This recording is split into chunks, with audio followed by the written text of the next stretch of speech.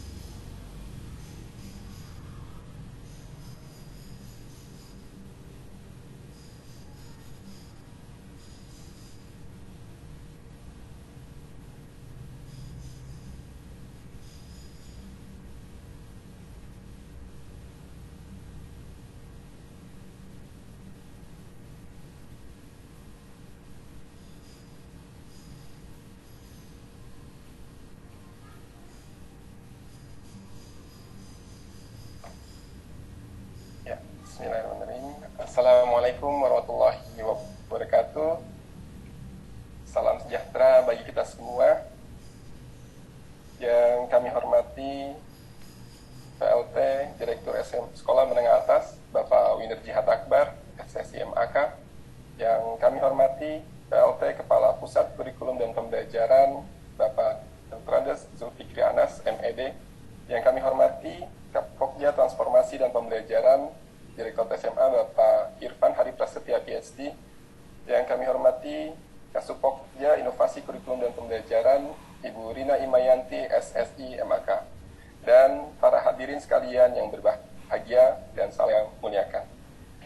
Pertama-tama marilah kita panjatkan puji syukur kehadirat Allah Subhanahu wa taala karena atas nikmat dan karunia-Nya kita semua dapat menghadiri webinar peluncuran panduan pemilihan mata pelajaran pilihan jenjang SMA pada siang hari ini dalam keadaan sehat walafiat. Nasi ketan ditambah ragi, jadikan tape untuk nostalgia. Hadirin sekalian, saya ucapkan selamat pagi. Saya doakan semoga dalam keadaan sehat dan berbahagia. Perkenalkan, saya Yusuf Andrian, izinkan untuk membantu acara ini. Untuk mengawali sesi pertama, marilah kita bersama-sama menyanyikan lagu kebangsaan Indonesia Raya.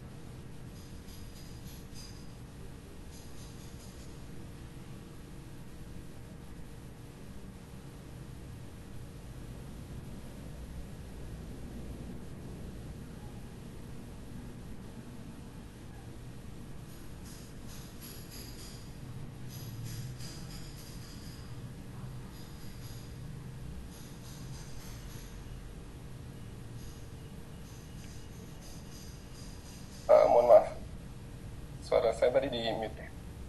Ya, Bapak Ibu hadirin sekalian yang berbahagia, untuk kelancaran dan keberkahan acara ini marilah kita berdoa mohon kepada Tuhan Yang Maha Esa agar kita senantiasa diberikan kesehatan dan kemudahan dalam segala aktivitas kita. Berdoa menurut agama dan kepercayaan masing-masing dimulai.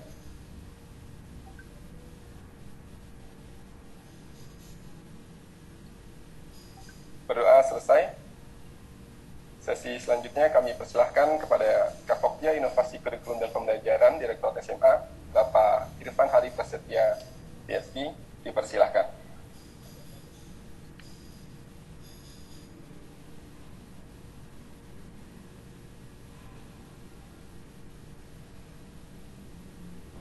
Terima kasih Mas Yusuf. Bismillahirrahmanirrahim. Assalamualaikum warahmatullahi wabarakatuh. Salam sejahtera kita semua yang kami hormati, Direktur SMA Bapak Winarji Hattakbar, SSMAK, Bapak Kepala Pusat Kurikulum dan Pembelajaran Bapak Dr. Andes Julfikri MD, Ibu Kasupokja Inovasi Kurikulum dan Pembelajaran Mbak Rima Himayanti SSMAK, Kasupokja Transformasi Satuan Pendidikan Direktorat SMA Mas Yusuf Adrian MPD, Bapak Ibu Kepala Sekolah, Bapak Ibu Guru yang kami cintai dan kami juga banggakan. Izinkan kami menyampaikan beberapa hal terkait dengan launching panduan pemilihan mata pelajaran pilihan jenjang SMA. Yang pertama, tujuan utama implementasi kurikulum merdeka pada dasarnya adalah melakukan transformasi proses pengajaran dan pembelajaran.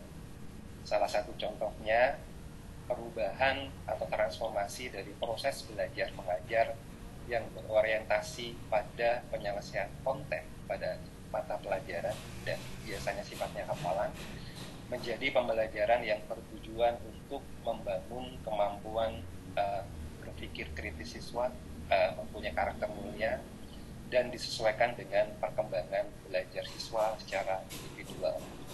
Hal ini penting untuk kita perhatikan bersama, menjadi tanggung jawab bersama segenap stakeholders pendidikan. Salah satu proses yang tidak kalah penting terkait dengan hal tadi adalah mengidentifikasi bakat, minat, kemampuan peserta didik untuk menentukan mata pelajaran yang relevan dengan jurusan jenjang selanjutnya dan profesi yang akan digeluti di masa depan. Kami laporkan pada fase ini kami sudah menyelesaikan proses penulisan panduan pemilihan mata pelajaran untuk kemudian kami launching untuk bisa dijadikan referensi bagi satuan pendidikan dalam proses memfasilitasi peserta didik dalam pemilihan mata pelajaran. Dalam kesempatan ini kami juga berterima kasih dan mengucapkan apresiasi sebesar-besarnya untuk Badan Standar Kurikulum Asesmen Pendidikan, untuk Pusat Studi Pendidikan dan Kebijakan (PSPK), tim penulis dan kontributor atas kontribusi positif dan aktif dalam proses penyusunan panduan dan finalisasinya. Semoga hal ini menjadi amal dan ibadah kita bersama. Demikian beberapa hal yang dapat kami laporkan. Terima kasih. Wassalamualaikum warahmatullahi wabarakatuh. Waalaikumsalam warahmatullahi wabarakatuh. Terima kasih kepada Pak Irfan atas laporannya. Selanjutnya kami mohon kepada Kepala Pusat Kurikulum dan Pembelajaran Bapak Zulfikri Anas untuk memberikan sambutan. Kepada Bapak Zulfikri kami persilakan. Terima kasih Pak Yusuf. Bismillahirrahmanirrahim. Assalamualaikum warahmatullahi wabarakatuh. Om Swastiastu, Namo Buddhaya, salam kebajikan, salam sehat selalu buat kita semua.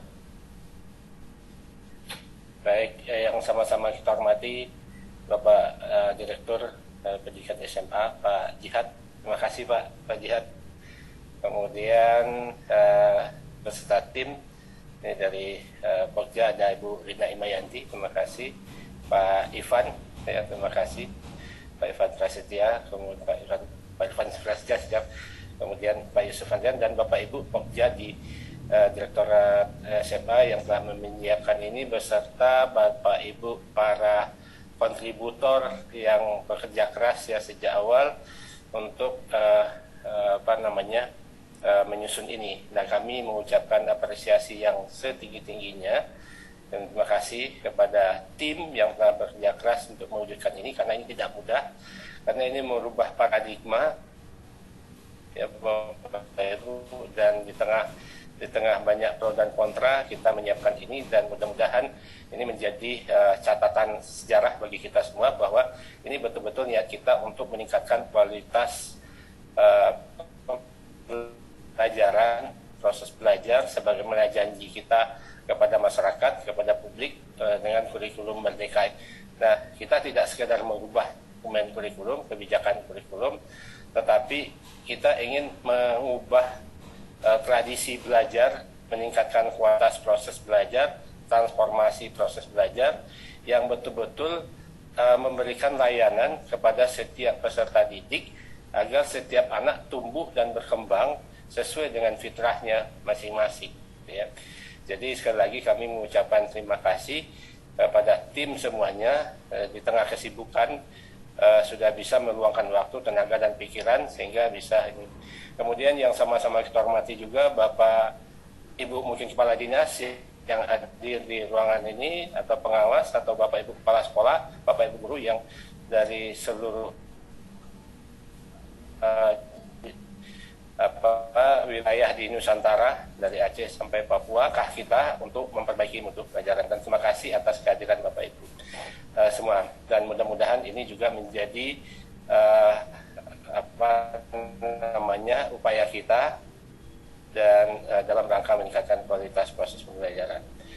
Tidak banyak hal yang bisa saya sampaikan dalam forum ini, hanya beberapa hal yang pesan yang paling pokok dari Bapak Pendidikan kita, Bapak Ki Hajar Dewantara, yang selalu mengingatkan kita bahwa hidup tumbuhnya anak-anak itu terletak di luar kecakapan atau kehendak kita kaum pendidik.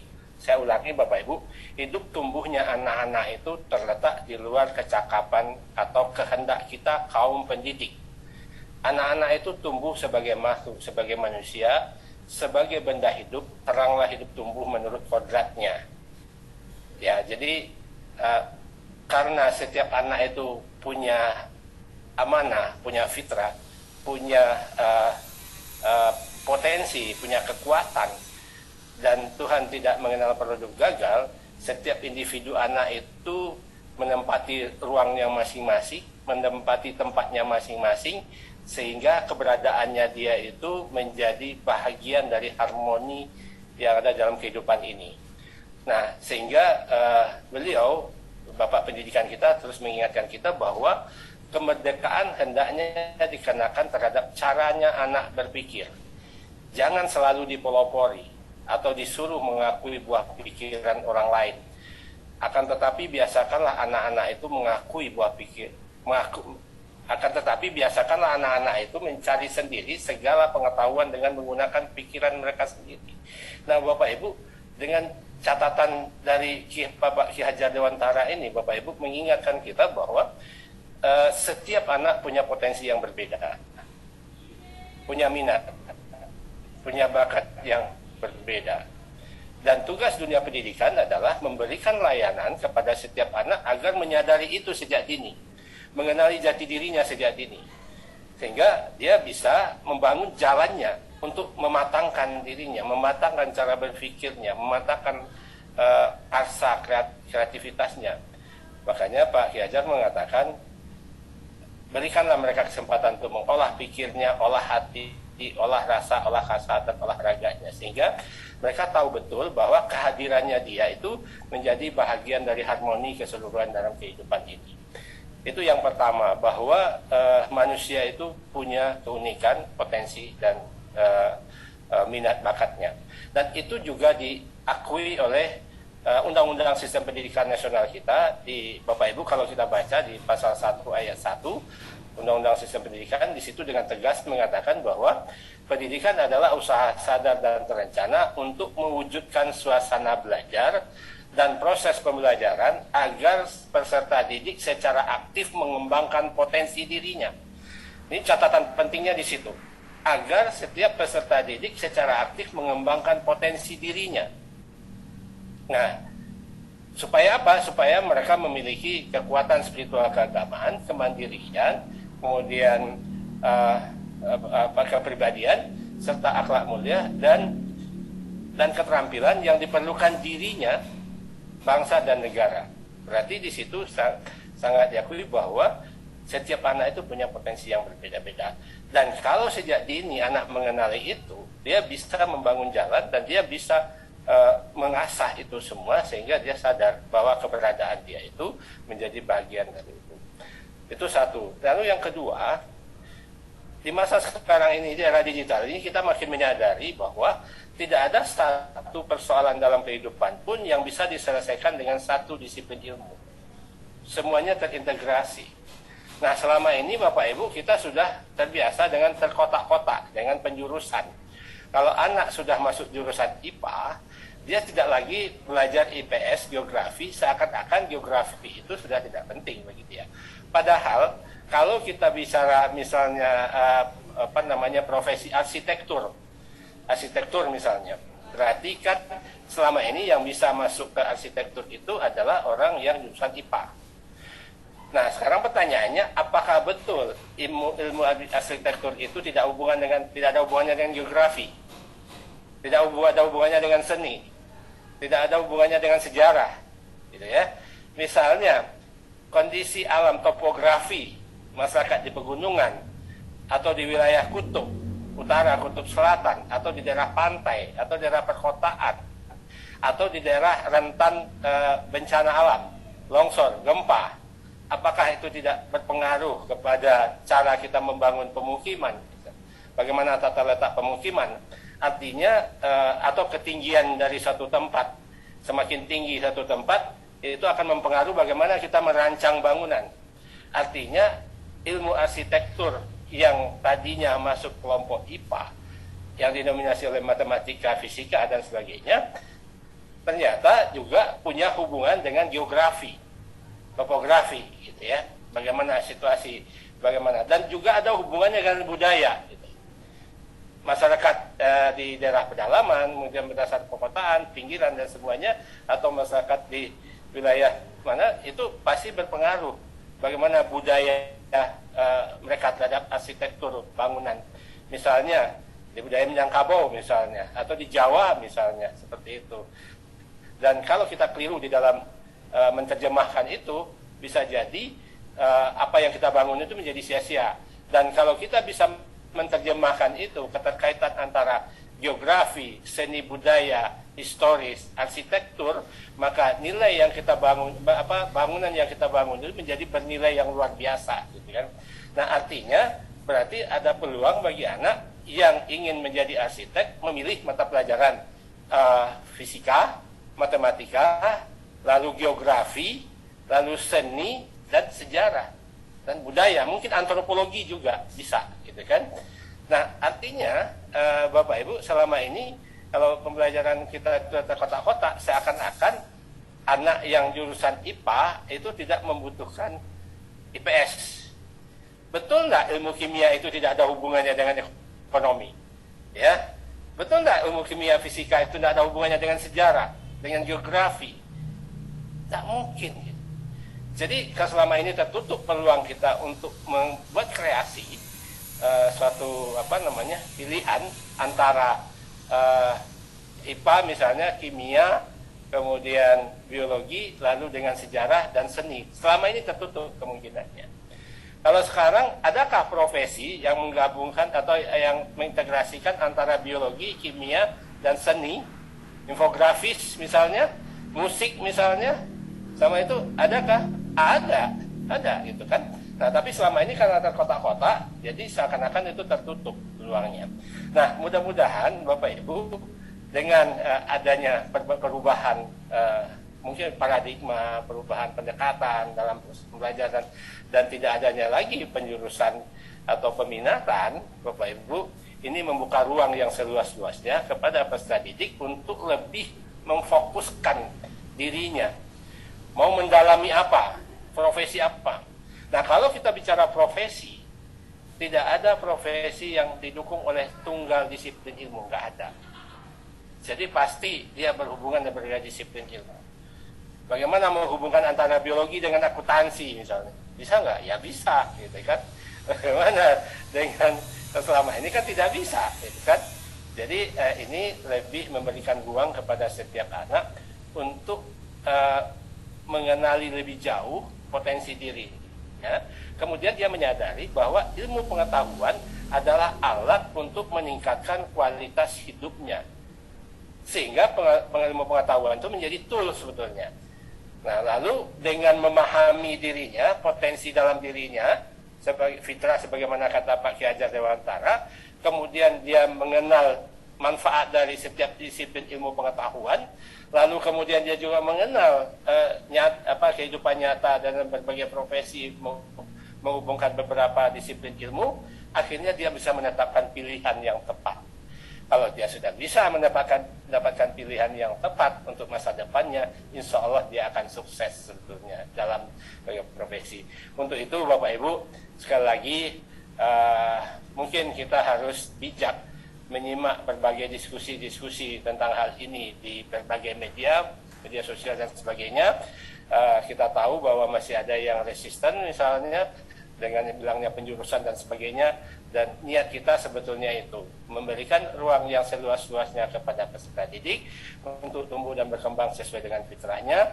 Dia bagaimana mengenal jati dirinya, mengenali potensi dirinya, mengenali manfaat dari masing-masing ilmu pengetahuan antara IPA dan IPS dan sebagainya, dan bisa keluar dari jebakan pemahaman selama ini bahwa IPA nomor 1, IPS nomor 2, bahasa nomor 3. Itu kan suatu kekeliruan yang sangat luar biasa sebetulnya. Seolah-olah ilmu itu juga punya peringkat gitu kan.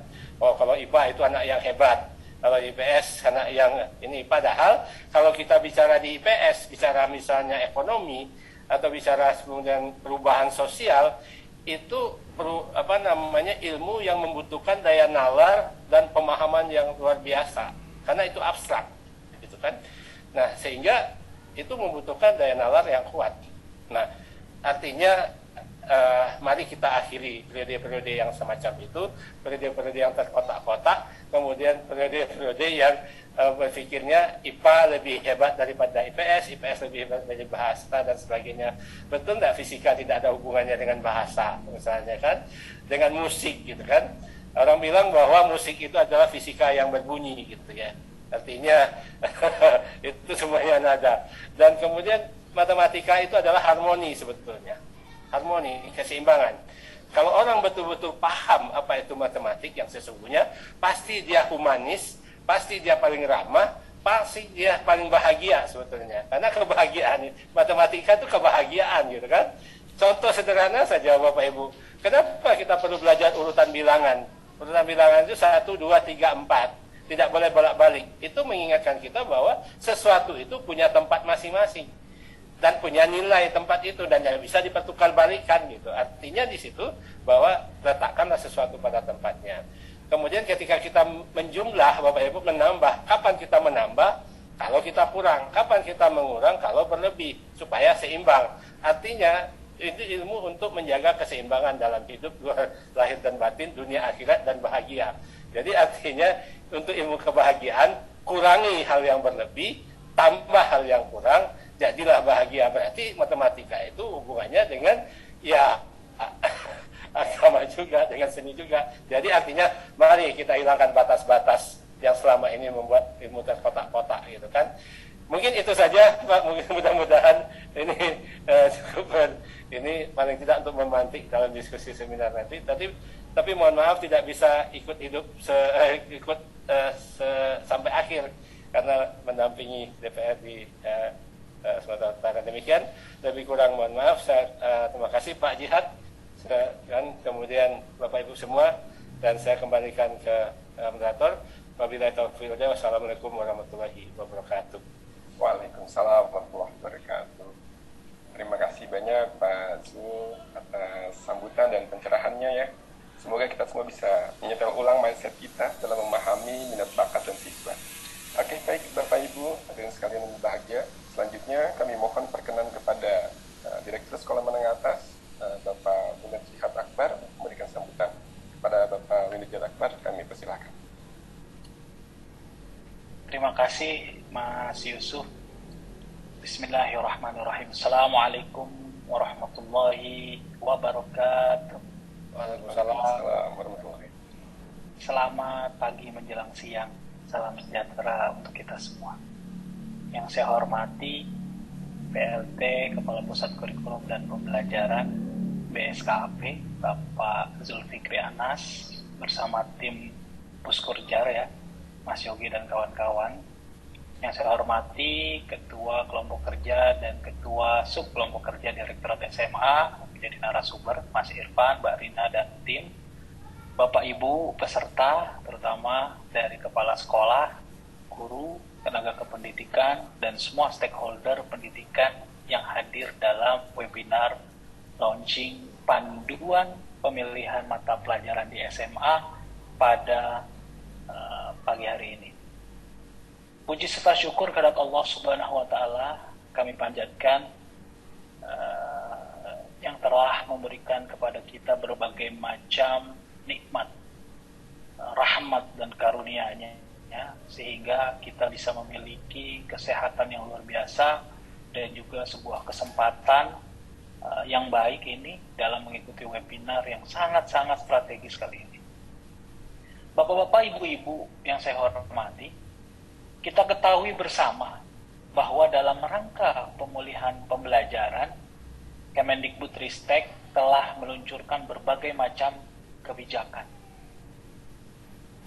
Kita flashback dulu. Yang pertama, ketika Mas Menteri menjadi menteri, di awal masa jabatannya beliau mau meluncurkan episode pertama Merdeka Belajar, yaitu bagaimana menyederhanakan RPP menjadi satu lembar.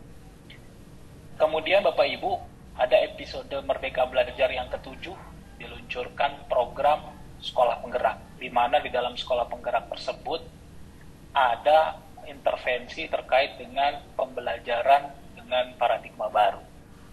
Nah, pembelajaran paradigma baru mulai tahun lalu, 2021 sudah diterapkan di Sekolah Penggerak.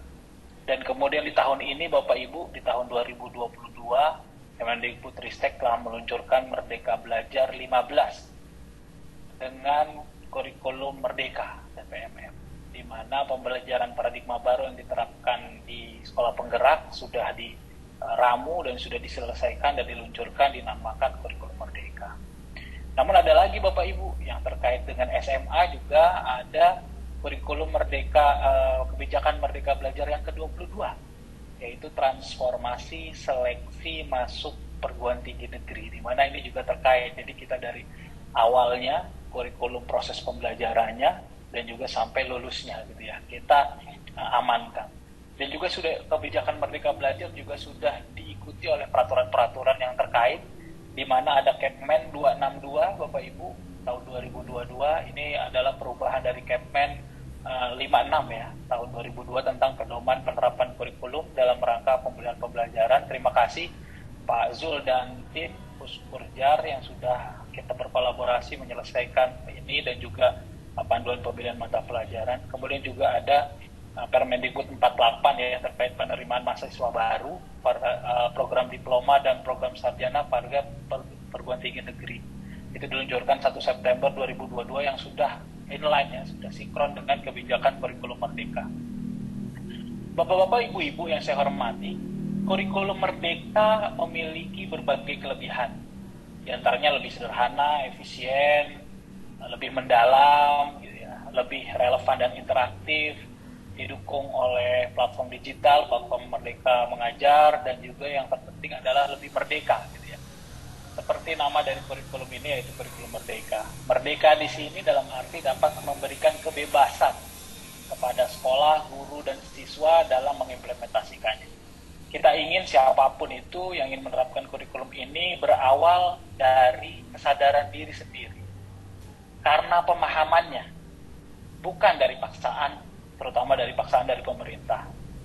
Demikian juga dalam implementasinya, terutama di jenjang SMA khusus ini gitu ya, karena ini adalah gerbang menuju pendidikan yang lebih tinggi atau bekerja, di mana ada kekhususan dari jenjang lain, yaitu adanya pemilihan mata pelajaran. Bapak-bapak, ibu-ibu yang penuh semangat, walaupun merdeka, walaupun diberikan kebebasan, diberikan fleksibilitas, Namun kurikulum Merdeka tetap harus fokus pada pemulihan pembelajaran, pada peningkatan mutu pembelajaran, di mana pembelajaran yang dilaksanakan harus berpusat pada murid. Fokus pada transformasi pembelajaran. Muridlah yang menjadi pusat, bukan guru. Kita fokus pada belajarnya. Bagaimana siswa bisa belajar sebanyak-banyaknya, bukan hanya sekedar gurunya mengajar atau gurunya menyampaikan ilmu, apalagi hanya sekedar mengejar target kurikulum semata. Teaching less, learning more. Pembelajaran dalam kurikulum Merdeka dirancang dan disampaikan secara terdiferensiasi. Siswa diberikan kesempatan dalam memilih mata pelajaran berdasarkan minatnya, bakatnya, atau kemampuannya. Setidaknya ada 4 hal yang harus dipertimbangkan dalam memilih mata pelajaran. Yang pertama, tentu saja peserta didik perlu menguatkan kembali kompetensi dasarnya atau fondasi yang mendasari dia ingin kemana, untuk mengarahkan minat dan bakat akademiknya yang ingin mereka kembangkan. Kalau mau jadi dokter misalnya, ya perlu mengembangkan dasarnya, misalnya biologinya, kimianya, atau apanya gitu. Nah, seperti yang disampaikan oleh Pak Zul tadi. Kemudian yang kedua, keputusan untuk menentukan pilihan akademik sebaiknya tetap dilakukan oleh siswa. Dan siswa tersebut diharapkan yang sudah lebih matang secara psikologis, yaitu di jenjang SMA.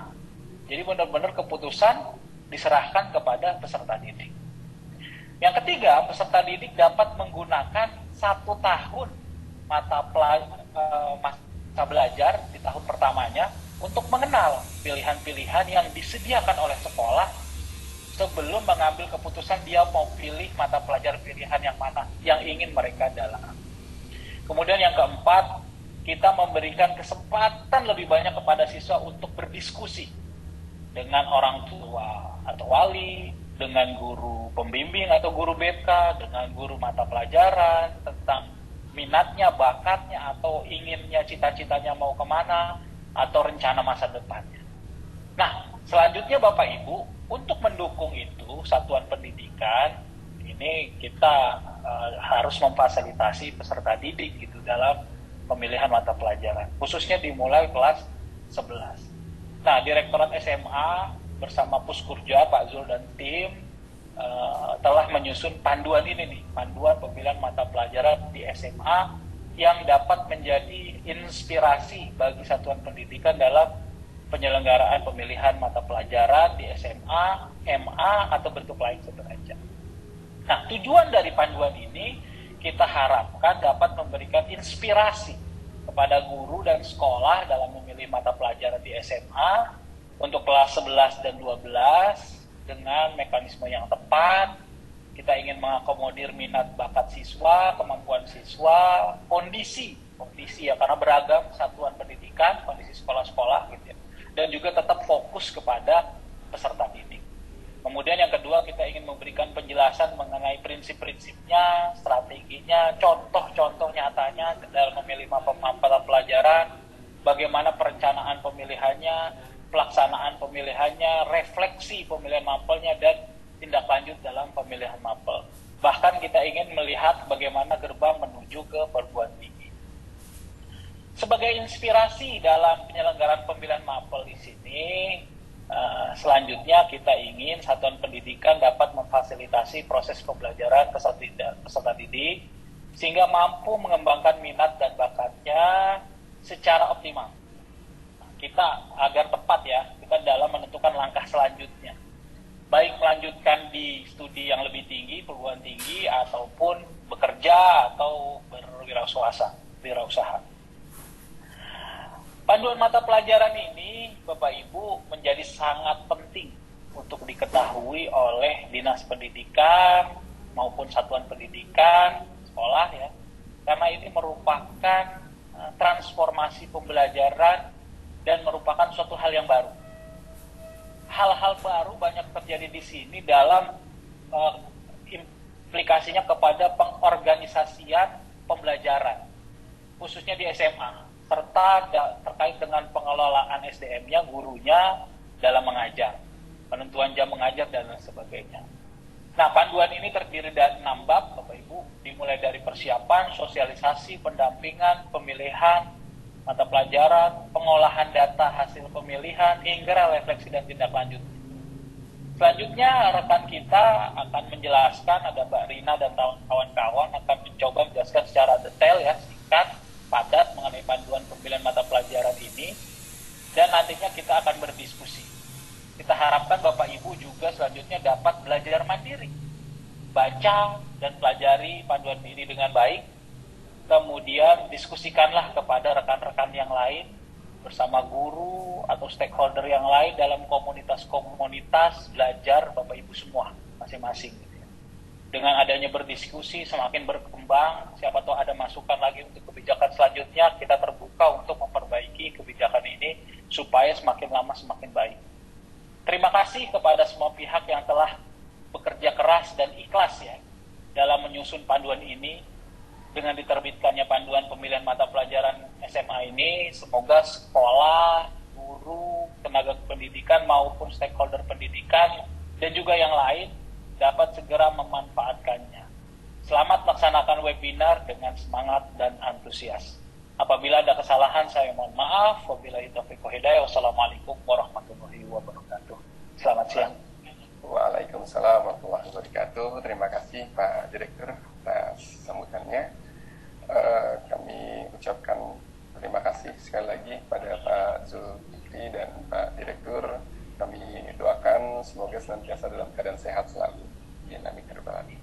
Tanpa mengurangi rasa hormat pada Pak Zul dan Pak Jihad, jika ada kegiatan atau agenda lain kami silahkan.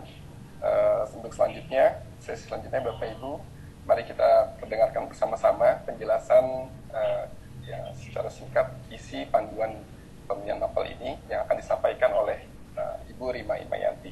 Dipersilakan.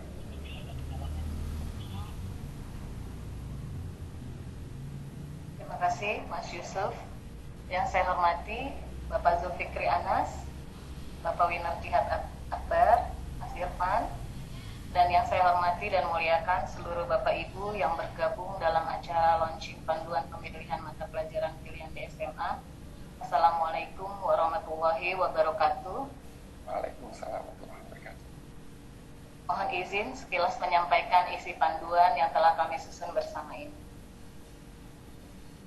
Tujuan disusunnya panduan pemilihan mapel ini adalah untuk memberikan panduan kepada Bapak, Ibu guru dan satuan pendidikan agar memiliki mekanisme yang tepat dalam mengakomodasi minat, bakat, dan kemampuan siswa sesuai dengan kondisi satuan pendidikan. Seperti kita ketahui bersama bahwa dalam kurikulum Merdeka, peserta didik menjadi fokus utama. Tujuan yang kedua adalah memberikan prinsip, strategi, dan contoh-contoh yang dapat memandu guru dan satuan pendidikan dalam melakukan perencanaan, pelaksanaan, refleksi, dan tindak lanjut dalam penyelenggaraan pemilihan mata pelajaran pilihan. Namun perlu diingat, panduan ini hanya membantu satuan pendidikan. Silakan satuan pendidikan mengeksplorasi dengan cara terbaik untuk sekolah, selama tentunya selaras dengan regulasi. Pemilihan mapel sesuai minat bakat dan kemampuan peserta didik sangatlah penting. Peserta didik yang betul-betul memilih mata pelajaran sesuai dengan minat, bakat, dan kemampuan akan lebih mantap dalam merencanakan karir. Karena mereka secara utuh mengenal dirinya melalui eksplorasi karir yang mendalam. Peserta didik yang ingin melanjutkan studi dapat memilih mata pelajaran yang berkaitan dengan rencana studinya, serta memadukannya dengan mata pelajaran dari rumpun lain sesuai dengan minatnya. Untuk peserta didik yang akan melanjutkan bekerja, dapat memilih mata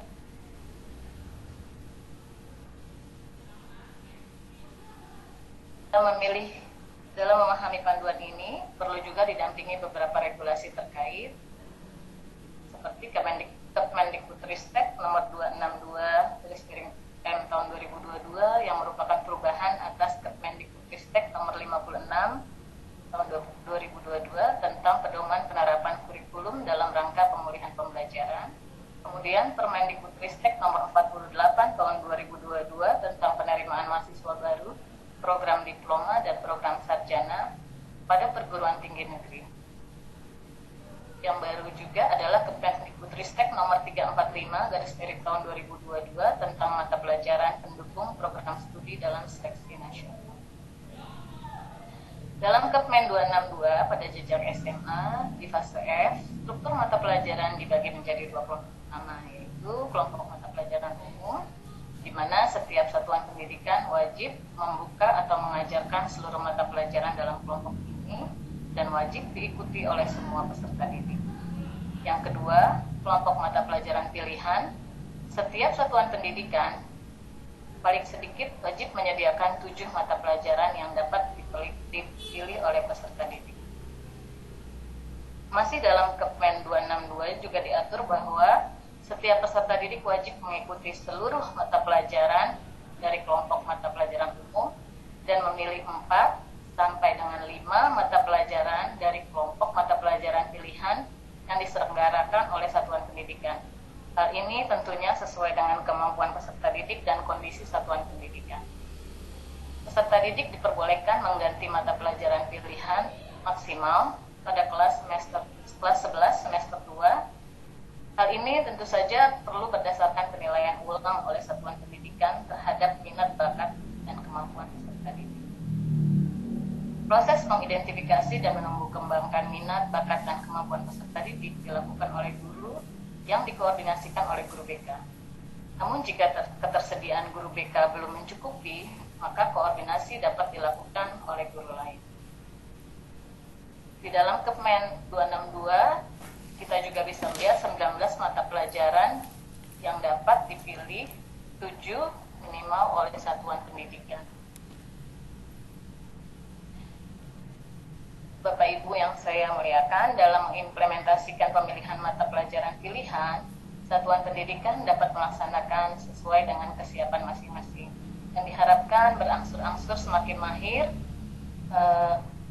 sehingga dapat mencapai targetnya. Sebagai inspirasi, pada satuan pendidikan di tahap awal, peserta didik memilih menu mata pelajaran pilihan yang disediakan satuan pendidikan. Kemudian menu mata pelajaran pilihan ini dibuat berdasarkan ketersediaan sumber daya pendidik dan ruangan. Pilihan yang tersedia dibatasi kuotanya. Belum tersedia layanan konseling pada tahap ini untuk pemilihan mata pelajaran pilihan baik individu maupun kelompok. Satuan pendidikan hanya memberikan konsultasi kepada peserta didik yang mengajukan permintaan konsultasi. Pada satuan pendidikan di tahap berkembang, peserta didik mengisi survei awal untuk menyampaikan mata pelajaran pilihan yang diminati atau sesuai dengan profesinya. Kemudian satuan pendidikan membuat menu berdasarkan aspirasi profesi atau program studi yang akan diambil di perguruan tinggi. Menu ini dibuat berdasarkan ketersediaan sumber daya pendidik dan ruangan, serta berdasarkan aspirasi profesi atau program studi yang akan diambil di perguruan tinggi. Pilihan yang tersedia dibatasi kuota. Pada tahap ini sudah tersedia layanan konseling terbatas untuk pemilihan mata pelajaran pilihan hanya pada permintaan peserta didik. Satuan pendidikan memberikan konsultasi baik pribadi maupun secara berkelompok dengan mengalokasikan waktu dan komunikasi masih satu arah. Dan ini bersumber dari guru. Bagi satuan pendidikan di tahap siap, peserta didik mengisi survei awal untuk menyampaikan mata pelajaran pilihan yang diminati atau sesuai dengan profesi. Kemudian satuan pendidikan membuat menu berdasarkan aspirasi profesi atau program studi yang akan diambil di perguruan tinggi. Jika ada pilihan yang melebihi kuota, maka satuan pendidikan mencari guru dan ruang tambah. Pada tahap ini sudah tersedia layanan konseling kelompok secara terjadwal dan konseling individu terbatas. Untuk pemilihan mata pelajaran pilihan hanya pada permintaan peserta didik. Satuan pendidikan memberikan konsultasi dan memberikan informasi tentang wawasan profesi secara individu atau berkelompok dengan mengalokasikan waktu khusus dan peserta didik. Untuk di tahap mahir, peserta didik memilih mata pelajaran pilihan sesuai dengan minat, bakat, dan kemampuannya. Satuan pendidikan mengorganisasikan pemilihan mata pelajaran pilihan sesuai dengan minat, bakat, dan kemampuan peserta didik. Satuan pendidikan mampu berkolaborasi pada tahap ini ini dan berbagi sumber daya bersama satuan pendidikan lain dalam memenuhi kebutuhan pendidik dan ruang kelas. Sudah tersedia layanan konseling kelompok secara terjadwal dan ditindaklanjuti melalui konseling individu untuk pemilihan mata pelajaran pilihan kepada seluruh peserta didik. Satuan pendidikan memberikan konsultasi dan memberikan informasi tentang wawasan profesi secara individu atau sesuai dengan kebutuhan peserta didik dengan mengalokasikan waktu khusus dan mengadakan berbagai kegiatan untuk membuka wawasan tentang profesi. Demikian sebagian isi dari panduan pemilihan mata pelajaran pilihan yang saya dapat sampaikan dalam kesempatan ini. Semoga dapat menginspirasi kita semua dalam menyelenggarakan hal baru ini dan mendampingi siswa kita mengembangkan minat, bakat, dan kemampuannya, khususnya dalam memilih mata pelajaran pilihan di kelas 11 dan 12. Panduan ini akan terus dikembangkan untuk lebih memudahkan dan memfasilitasi pelaksanaan pembelajaran yang berfokus pada peserta didik. Panduan pemilihan mata pelajaran ini dapat diunduh pada laman SIKN, Sistem Informasi Kurikulum Nasional, kurikulum.kemdikbud.go.id, dan pada website SMA di link tertera pada akhir webinar ini. Terima kasih, mohon maaf jika ada hilaf. Selamat siang dan sehat selalu Bapak Ibu semua. Billahi taufik wal hidayah. Wassalamualaikum warahmatullahi wabarakatuh. Waalaikumsalam warahmatullahi wabarakatuh. Terima kasih Bu Rina atas paparannya secara singkat ya, Bu Rina sudah menjelaskan apa sih isi dari panduan ini. Nah, Bapak Ibu sekalian yang berbahagia mungkin sudah tidak sabar ya, panduan ini sebenarnya bisa di-download di mana sih? Tadi Bu Rina sudah sampaikan dan di tampilan Bapak Ibu sekalian sudah ditampilkan ya tautan untuk mengunduh panduan pemilihan mata pelajaran ini, yaitu di s.id. Ini kita berikan link singkatnya, s.id _panduan, P-nya besar, mapel, M-nya besar, dan SMA. SMA-nya besar semua. Saya ulangi, tautannya bisa silakan Bapak Ibu bisa unduh seperti tertera di layar. Bapak Ibu sekalian, sebenarnya kami juga ingin menyiapkan sesi tanya jawab, namun karena kita keterbatasan media, silakan Bapak Ibu yang ingin bertanya kepada kami, Bapak Ibu bisa sampaikan melalui kolom chat di YouTube.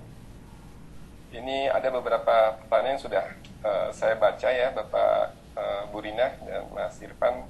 Seperti contoh dari ada Pak Suprapto dari SMA 3 Jayapura ini bertanya, setelah peluncuran panduan ini, apakah ada tindak lanjut yang akan dilakukan oleh Direktur SMA dalam memfasilitasi pemilihan mata pelajaran? Mungkin langsung saja ini kepada Bu Rina atau kepada Mas Irfan, dipersilahkan untuk menanggapi pertanyaan tersebut.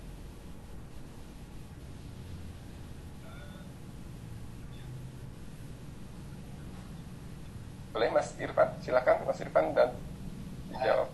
Baik, Mas Yusuf, izin merespon. Jadi karena keterbatasan waktu, sesi pertemuan pada kali ini kita fokus pada launching, jadi kita belum punya kesempatan untuk mendiskusikan hal-hal yang sifatnya lebih teknis, detail, dan operasional di sekolah.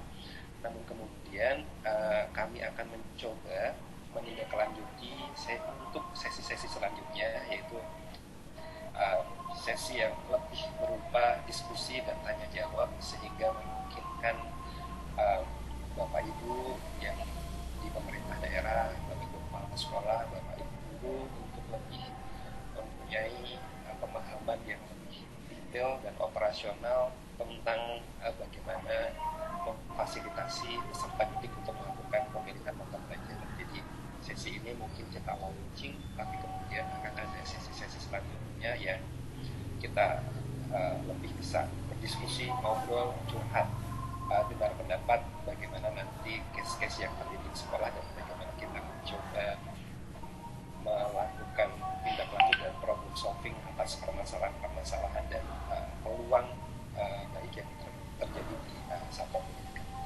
Demikian mungkin Mas Yusuf, terima kasih. Oke, terima kasih Mas Irfan atas tanggapannya. Jadi seperti itu ya Pak Suprapto ya, kurang lebih untuk sesi webinar ini hanya singkat kita launching ya paling tidak Bapak Ibu semua sudah mengetahui bahwa kita sudah membuat panduan-panduan mata pelajaran. Silakan Bapak Ibu pelajari. Untuk next step-nya atau tindak lanjutnya kita akan adakan semacam sosialisasi nanti ke Pemda atau mungkin ke sekolah. Oke, baik. Saya lihat ada pertanyaan lagi. Bu Rina mungkin ya, ini dari Ibu Erlen Cynthia dari Semen Halmahera Utara. Pertanyaannya, apakah perlu dilakukan analisis rasio jumlah guru mata pelajaran terhadap pemilihan mata pelajaran yang disediakan oleh sekolah untuk dipilih peserta didik? Seperti itu Pak Bu Rina, bisa dipahami ya Bu Rina pertanyaannya ya? Bisa langsung ditanggapi Bu Rina? Terima kasih Mas Yusuf. Setiap sekolah punya ketersediaan sumber daya maupun ruangan yang sesuai kondisinya masing-masing. Kemudian dalam pemilihan mata pelajaran ini sangatlah penting peran dari guru BK, wali kelas, orang tua, kepala sekolah bersama-sama mendampingi siswa dan agar tidak salah dalam memilih pemilihan mapel. Jadi tadi kita baca sama-sama, nanti sedikit tadi saya hanya menyampaikan sedikit ya sekilas isi supaya Bapak Ibu penasaran ya, jadi bisa baca langsung dari panduannya. Jadi nanti setiap sekolah itu dapat melaksanakan sesuai dengan kondisi masing-masing. Yang masih bisa di tahap awal monggo silakan. Kemudian apabila yang sudah bisa di tahap berkembang silakan, ataupun yang di tahap akhir yang sudah bisa berkolaborasi. Jadi bagaimana analisis ataupun pelaksanaan pemilihan mapel itu tergantung dari kesiapan satuan pendidikan masing-masing. Yang paling penting adalah tetap peserta didik menjadi fokus utama dalam pembelajaran Bapak Ibu. Itu Mas Yusuf. Oke, baik. Terima kasih Bu Rina atas tanggapannya. Jadi kembali lagi kepada sekolah ya. Sekolah itu bisa melakukan sesuai kebutuhannya. Tidak perlu dipaksakan dengan sejumlah guru yang memang sedikit ya tidak perlu memaksakan harus buka mata pelajaran. Selanjutnya satu pertanyaan lagi Bu Rina, boleh ya? Ini pertanyaan dari Pak Fatoni Bintara, tidak menyantumkan asal sekolah.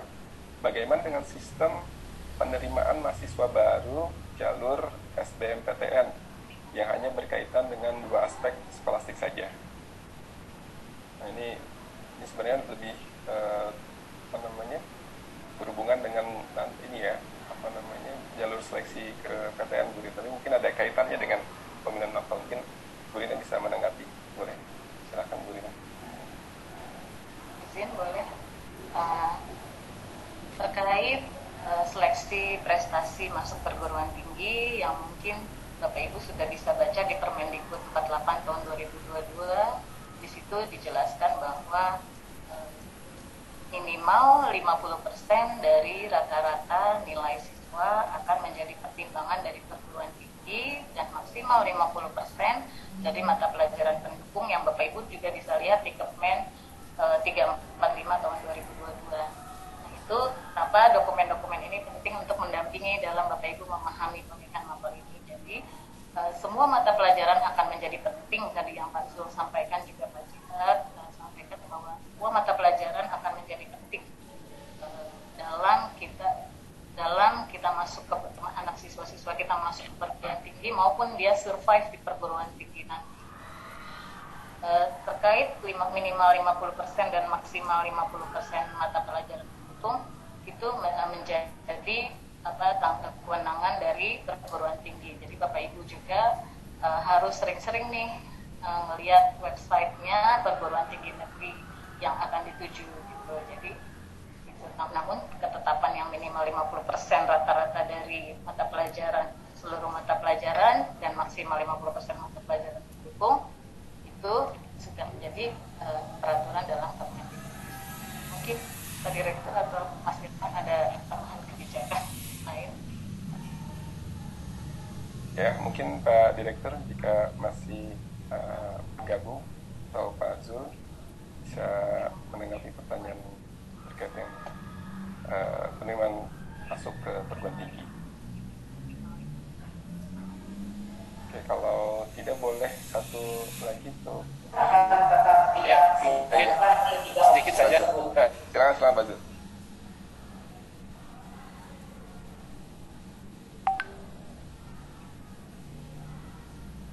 Alhamdulillah Pak Zul masih bisa bergabung. baik, terima kasih. Jadi jadi menyambung tadi Bu Rina, mungkin lewat rapor ya, lewat bukan tes ya. Kalau tes itu nggak ada masalah sebetulnya. Kalau yang tes seleksi anak, kalau dulu kan anak terikat ya dengan jurusan. Kalau mau masuk arsitek, kalau jurusan IPS nggak bisa masuk gitu ya. Tapi kalau sekarang sepanjang lulus tes sebetulnya anak-anak itu bisa. Nah, yang pilihan ini kan lebih kepada seleksi yang melalui rapor ya atau jalur undangan. Itu tadi sudah disebutkan Bu Rina tadi.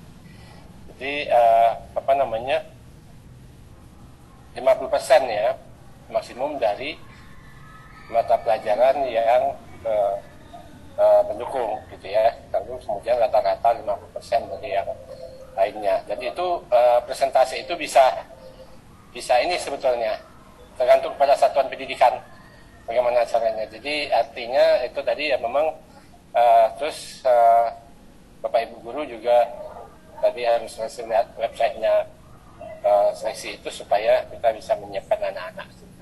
Tapi kalau untuk tes sebetulnya lewat jalur tes tidak ada masalah ya. Jadi karena yang kita ubah proses belajar dan seleksi keperluan tinggi pun kita sudah ubah ya polanya. Kan kita sudah launching beberapa bulan yang lalu tentang seleksi pendidikan keperluan tinggi. Jadi Bapak Ibu insya Allah ini sudah sejalan kebijakannya antara pendidikan dasar dan menengah dengan pendidikan tinggi, terutama untuk SMA.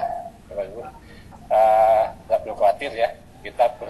Yang penting kita bagaimana membimbing anak-anak kita dengan sesuai dengan minat, bakat dan potensi mereka. Itu saja mungkin singkat. Terima kasih.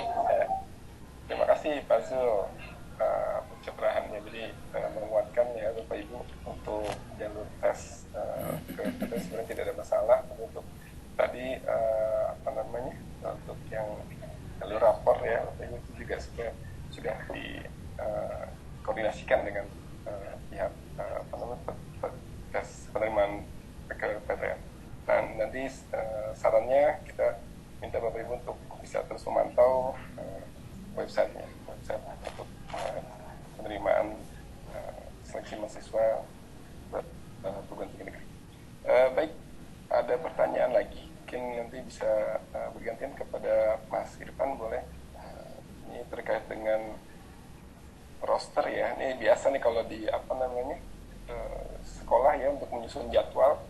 Jadi ada pertanyaan Mas Irfan, ini dalam menyusun roster sangat sulit karena pilihan terutama untuk ini ya pilihan peserta di kelas 11 ini ya, karena sementara banyak kelas dan sumber daya gurunya terbatas. Ini mohon bisa memberikan solusi kepada Mas Irfan, mohon bisa ditanggapi. Dan sekaligus nih Mas Irfan ya, itu pertanyaan pertama.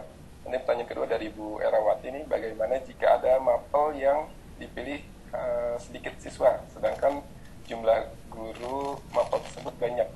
Mungkin saja jadi gurunya tidak tidak terpenuhi sertifikasi atau minimal 24 jam. Itu bagaimana solusi? Ini berkaitan ya Bu Mas Irfan. Silakan Mas Irfan ditanggapi. Baik Mas Yusuf, izin merespon pertanyaannya.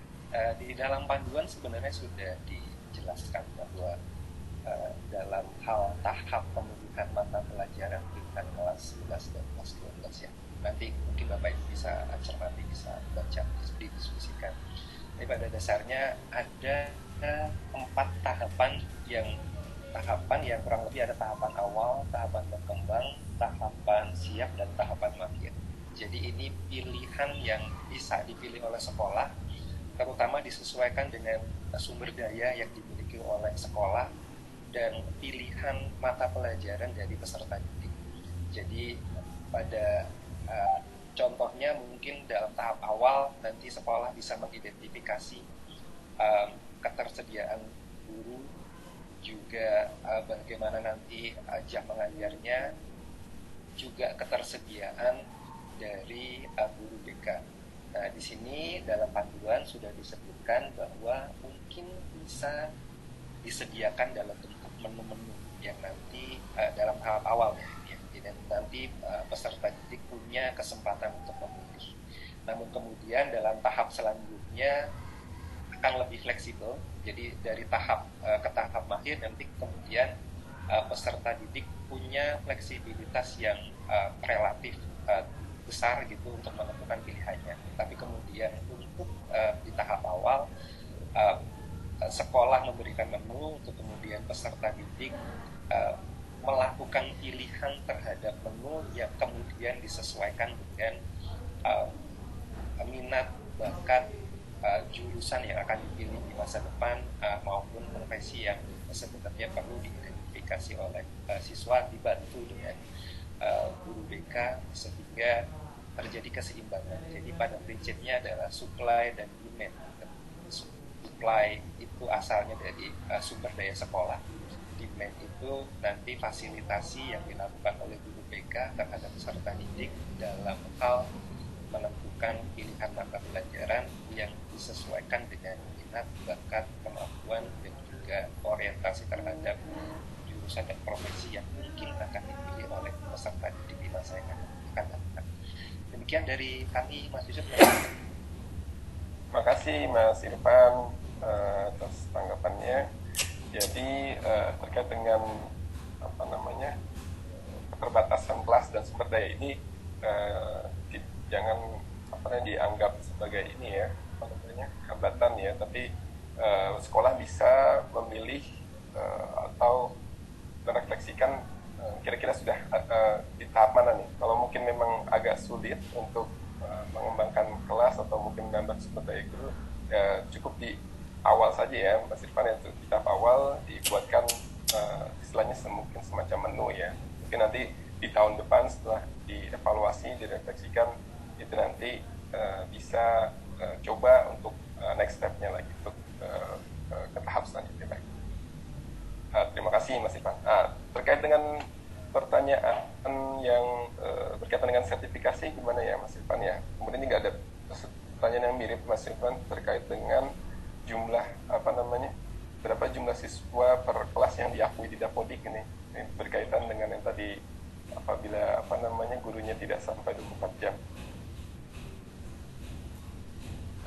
Izin Mas Yusuf, mungkin Mbak Rina bisa bantu. Oh, Bu Rina ya, baik, siap. Boleh Bu Rina dibantu terkait dengan pertanyaan tadi ya. Terima kasih. Sertifikasi. Sedikit saya meneruskan mungkin informasi terkait berapa batasan siswa per kelas ya.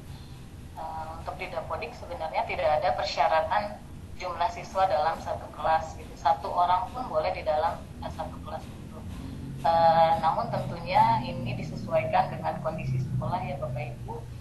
Bagaimana kesiapan sekolah melaksanakan itu seperti tadi terkait tahapan sampai di mana Bapak Ibu mungkin di awal Bapak Ibu masih menyediakan menu sesuai dengan kesiapan ruang kelas maupun jumlah guru gitu. Nah, jika sudah di tahap berkembang sampai di tahap mungkin di tahap mahir sampai Bapak Ibu bisa memenuhi semua, silakan.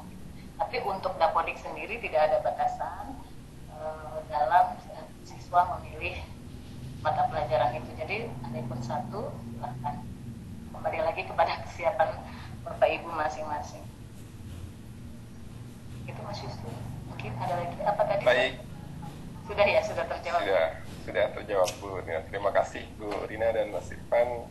Semoga Bapak Ibu yang bertanya sudah terpuaskan oleh jawabannya. Ini kalau saya lihat di kolom chat YouTube, ternyata masih banyak Bapak Ibu yang masih ingin bertanya ya, mengetikkan pertanyaan. Hanya cuma kita dibatasi oleh waktu, jadi mungkin kita bisa cukupkan sesi tanya jawab kita. Untuk selanjutnya nanti jika ada pertanyaan yang belum terjawab, Bapak Ibu bisa mengunjungi helpdesk IKM. Bapak Ibu silakan dikunjungi helpdesk IKM, itu bisa dibuka di website kurikulum atau Puskur ya, kurikulum.kemdikbud.id, bisa dibertanya sana.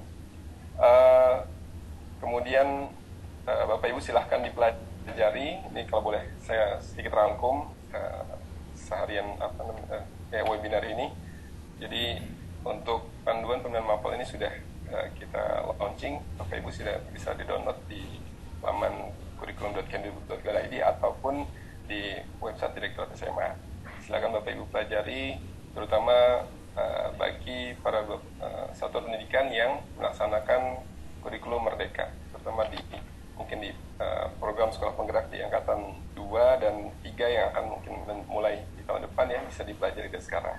Dan juga bagi pelaksana implementasi kurikulum merdeka secara mandiri, baik mandiri belajar ataupun berbagi, atau mungkin yang mandiri belajar yang mungkin masih K13 tapi ingin belajar lebih lanjut dari sekarang, persiapannya biar lebih matang, bisa dipelajari.